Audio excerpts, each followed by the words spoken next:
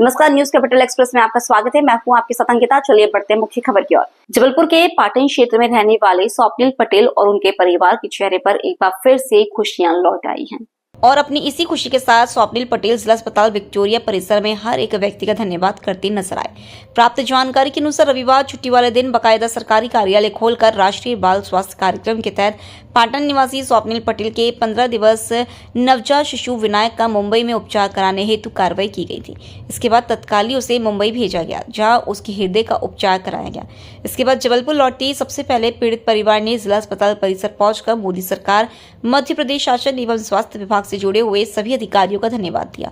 उपचार के विषय में जानकारी देते हुए RBS के मैनेजर सुभाष शुक्ला ने बताया कि केंद्र सरकार द्वारा संचालित राष्ट्रीय बाल स्वास्थ्य कार्यक्रम के तहत जन्मजात विकृतियों के विशेष उपचार की व्यवस्थाएं हैं, जिसमें दिल में छेद, टेढ़े मेढ़े पैर, कटे फटे होंठ, जन्मजात सुनने या बोलने की समस्या जैसे विभिन्न बीमारियां शामिल है। क्योंकि यह नवजात शिशुओं से जुड़ा हुआ मामला है, लिहाजा हमारी पूरी टीम का यह प्रयास रहता है कि बिना किसी देरी के पीड़ित परिवार एवं नवजात को जल्द से जल्द स्वास्थ्य लाभ मिल सके। शालिनी जी नमस्कार। जैसा कि विनायक के विषय में लास्ट टाइम हमारी आपकी मुलाकात हुई थी, अभी विनायक कैसा है और क्या आपका अनुभव रहा, बताइए। सर, मेरा अनुभव बहुत ही अच्छा है और विनायक का ट्रीटमेंट जैसा हमने नहीं सोचा था उससे भी बहुत अच्छा हुआ है। स्पेशली मैं सबसे ज्यादा आभार डॉक्टर मैनेजर सुभाष शुक्ला जी का करना चाहती हूँ, क्योंकि उन्हीं के कारण ही सब कुछ पॉसिबल हो पाया है।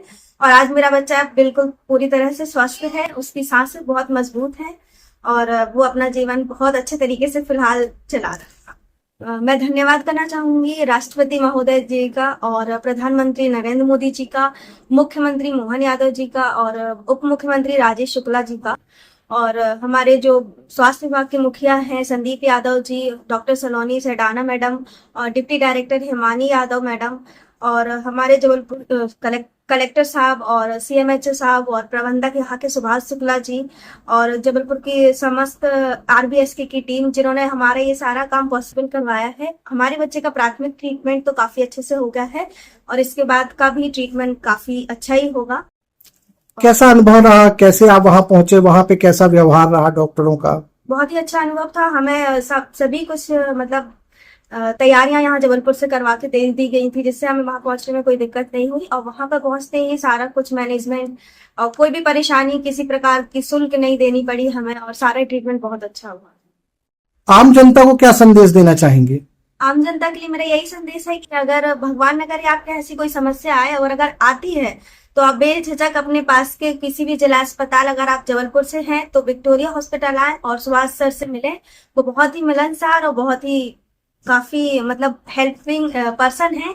वो आपकी बेझिझक सारी मदद कर देंगे, आपको कोई भी परेशानी नहीं होगी और आपका बच्चा भी पूरी तरह से स्वस्थ हो जाएगा।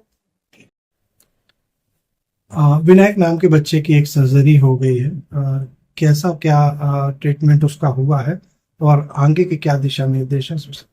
विनायक पटेल एक 15 दिवस का बच्चा था जो पिछले सप्ताह हमारे पास आया था। तत्काल हमारी टीम ने, हमारे मुख्य चिकित्सा एवं स्वास्थ्य अधिकारी महोदय ने, कलेक्टर सर ने और हमारे नोडल डॉक्टर दाहिया सर ने, सब लोगों ने मिलकर एक टीम वर्क की तरह रविवार के ही दिन उस बच्चे की सर्जरी के लिए स्वीकृति दे दी और रविवार के दिन वो बच्चा मुंबई गया और 3 दिन के अंदर उस बच्चे की बलून करेक्शन करके एक सर्जरी होती है जो प्योर एवं इम्प्योर जो आर्टरी है उसको बैलेंस करती है। सफल सर्जरी हो गई। आज वो बच्चा डिस्चार्ज होकर अपने घर आ गया। उसके परिजन भी आज हमारे पास आए थे धन्यवाद देने के बाद। और डॉक्टरों का ऐसा कहना है, हायर सेंटर के डॉक्टरों का, कि 6 महीने के उपरांत उसकी एक और सर्जरी प्लान करेंगे, जिससे उसके जीवन में हृदय रोग से संबंधित सारी परेशानियां खत्म हो जाएंगी। मुख्य रूप से राष्ट्रीय बाल स्वास्थ्य कार्यक्रम एक केंद्र सरकार आधारित एक कार्यक्रम है, जिसमें जन्मजात विकृतियों पर फोकस किया जाता है, जिसमें अगर जन्मजात कोई भी बीमारी हो, जैसे अभी दिल में छेद है, बच्चा अगर सुनने और बोलने में जन्मजात तरीके से अगर वो नहीं है काबिल, तो उसका भी इलाज बाल श्रवण योजना के तहत कॉकलियर इम्प्लांटिक सर्जरी होती है। अगर बच्चे के पैर तिरछे मिर्चे हैं, जैसे आपने देखे होंगे, तो क्लब फुट एक हमारे यहाँ प्रोग्राम है, उसके तहत उसका इलाज हो जाएगा। ऐसे बहुत सारी बीमारियां हैं जो जन्मजात होती हैं, उसका इलाज राष्ट्रीय बाल स्वास्थ्य कार्यक्रम के अंतर्गत किया जाता है। चीजें अच्छी रही हैं। अभी वर्तमान में हमारे माननीय मुख्यमंत्री जी के मार्गदर्शन में और माननीय उप मुख्यमंत्री के निर्देशन में हमारे विभाग के मुखिया पीएस सर, हमारी MD madam doctor Saloni Sedana madam और स्पेशली हमारी डिप्टी डायरेक्टर हिमानी मैडम और जिले में collector sir, CMHO sir, nodal, civil surgeon sir, इन सब का बहुत अच्छा सपोर्ट और मार्गदर्शन मिलता है इस प्रोग्राम के लिए। क्योंकि इस प्रोग्राम में जो भी बच्चे आते हैं वो जन्मजात हैं और बहुत सीरियस बच्चे होते हैं। मेरा अनुभव है कि मुझे ऐसा कभी नहीं लगा कि मेरी जो वरिष्ठ टीम है, वरिष्ठ अधिकारियों की तरफ से मुझे सपोर्ट नहीं मिला है। जब भी मैंने उनसे सपोर्ट मांगा है मुझे त्वरित सपोर्ट मिला है। चाहे तो मैं जिले स्तर का अनुभव अपना साझा करना चाहूंगा और राज्य स्तर में भी मुझे बहुत अच्छा सपोर्ट मिलता है। क्योंकि सबका उद्देश्य, मेरा ऐसा मानना है कि सभी का उद्देश्य है कि त्वरित उपाय और उपचार मिलना चाहिए हितग्राही को, और इसी कदम में हम शासन के साथ कार्य कर रहे हैं। मैं खुद को बहुत सौभाग्यशाली मानता हूं कि इस प्रोग्राम में मैं और मेरी टीम निरंतर कार्य कर रहे हैं और बहुत सारे ऐसे बच्चों को लाभान्वित करने का प्रयास कर रहे हैं जिनको वास्तव में सही समय पर इलाज मिलना चाहिए। कितना मैन पावर है आपके पास में जबलपुर जिले में? जबलपुर जिले में हमारा एक डीआईसी कार्यालय है जिसमें अलग अलग डिपार्टमेंट वाइज थेरेपिस्ट और लोग यहाँ पे पोस्टेड है, जो जिला चिकित्सालय के कोऑर्डिनेशन से बच्चों और हितग्राहियों को लाभ देने की कोशिश करते हैं। ब्लॉक स्तर पर अगर बात करें तो हमारे पास हर एक ब्लॉक में राष्ट्रीय बाल स्वास्थ्य कार्यक्रम के अंतर्गत डॉक्टर्स और एएनएम की टीम है और वो उनका कार्य ही है कि हर स्कूलों में अपने एक एटीपी के तहत स्कूल और आंगनवाड़ी का विजिट करते हैं।